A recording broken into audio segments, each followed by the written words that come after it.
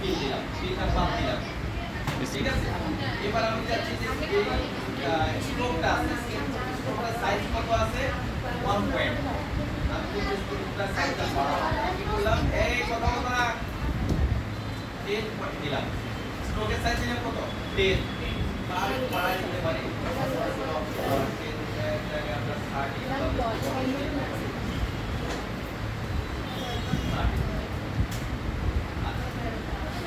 এবারে আমরা কি করব, এখন যে সার্কেলটা তৈরি করলাম এই সার্কেলটা এখন কি স্ট্রোক আছে, এই স্ট্রোককে আমাকে ফিলে কনভার্ট করতে হবে।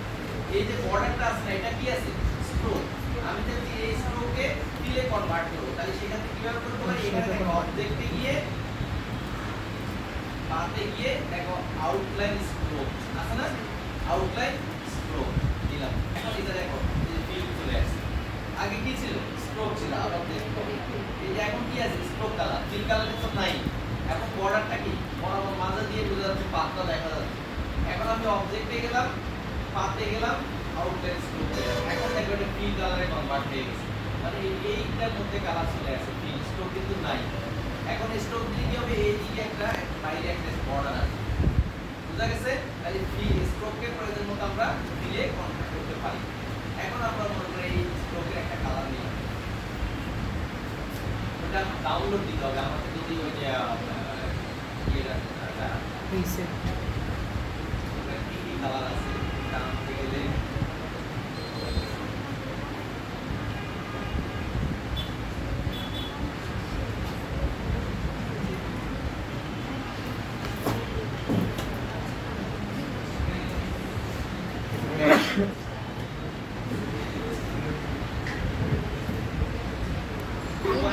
রাইট ক্লিক করে সেভ ইমেজ অ্যাজ,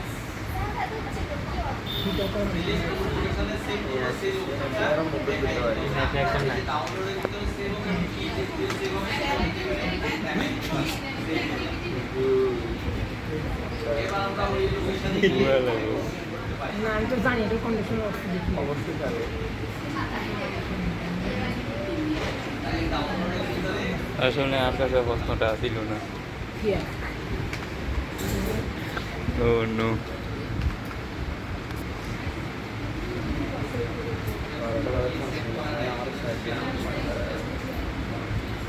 মানে চলে যান, সমস্যা নেই। তাহলে এখানে আমরা কালারগুলো বুঝতে পারলে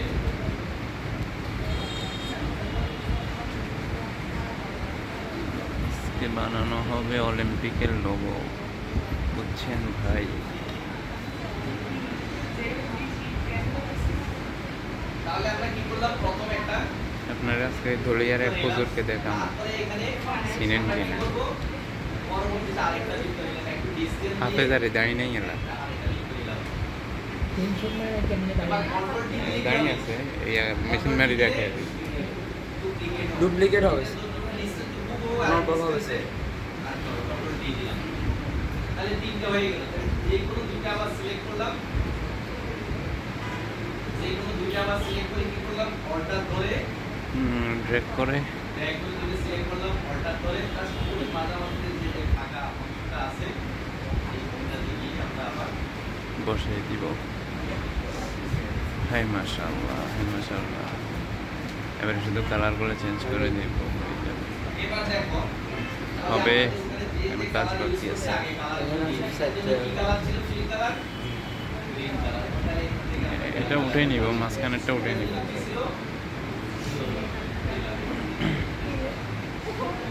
তারপরে এটার জন্য ব্ল্যাক কালার ছিল, ব্ল্যাক হ্যাঁ হ্যাঁ নেই, বুঝে দেন না। গ্রিন আছে, এটার জন্য মনে করো রেড। রেড। এখন দেখো, এখন কি ওটার মতো একটা ভিতরে একটা চাকা ঢুকছে, কিন্তু একটা ভিতরে একটা চাকা ঢুকে গেছে, হ্যাঁ এখন কি একটা ভিতরে একটা ঢুকছে না, ঢুকে নাই, উপরে উপরে আছে। বসে আছে। আর এই অবস্থা আমরা কি করব, এটা কিন্তু সবসময় খেয়াল রাখতে হবে, এটা কিন্তু স্ট্রোক না, এটা কিন্তু ফিল।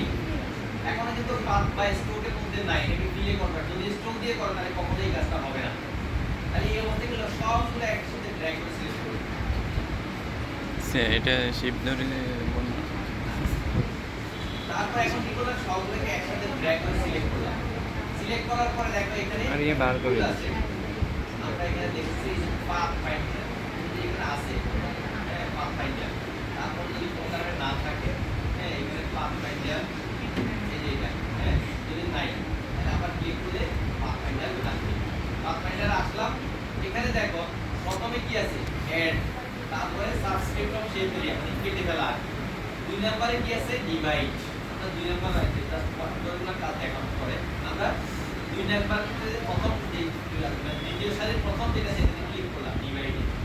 ডিভাইডে ক্লিক করা মানে কি প্রতিটা আলাদা হয়ে গেছে, এই টুকরাটা এখানে আলাদা, যতগুলো জোড়া পড়ছে ওভারল্যাপিং গেছে ওগুলো তো কেটে ফেলছে, ওভারল্যাপিং অংশগুলো সবগুলো কি করছে কেটে ফেলছে।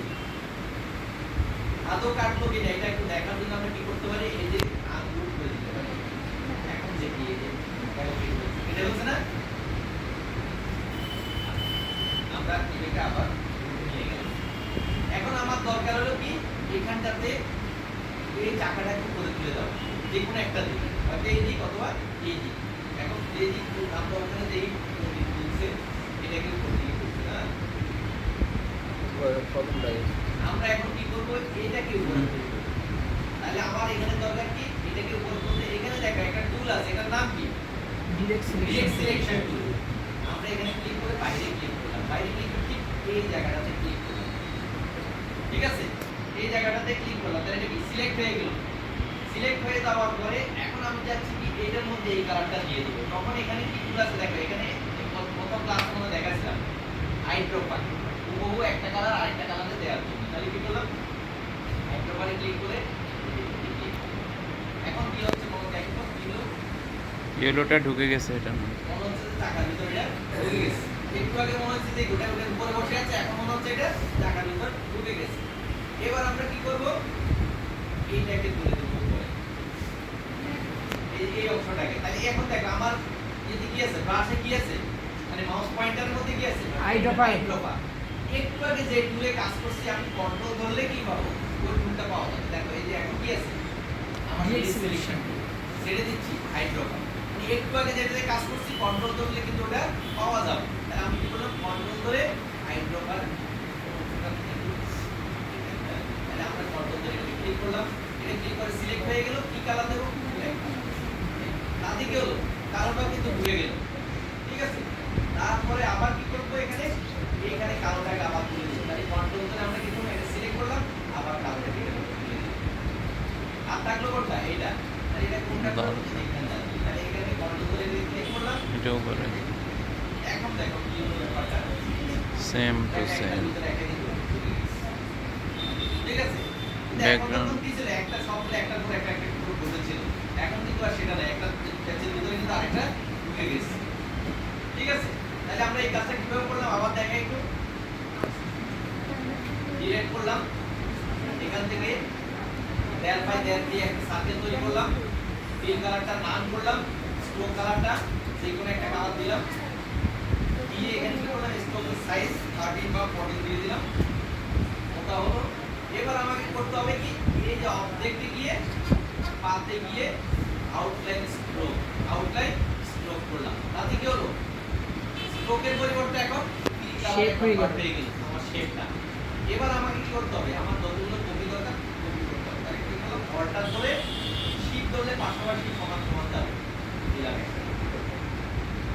এবার কন্ট্রোল বি দিলে পাশে আরেকটা দিলাম, পাশে যে কোনো দুইটা সিলেক্ট করলাম, পাশে যে কোনো দুইটা একসাথে সিলেক্ট করলাম। এবার অল্টার ধরে নিচে এসে ঠিক করে বরাবর মাঝামাঝি থেকে কি করব এটাকে বসাই দিলাম।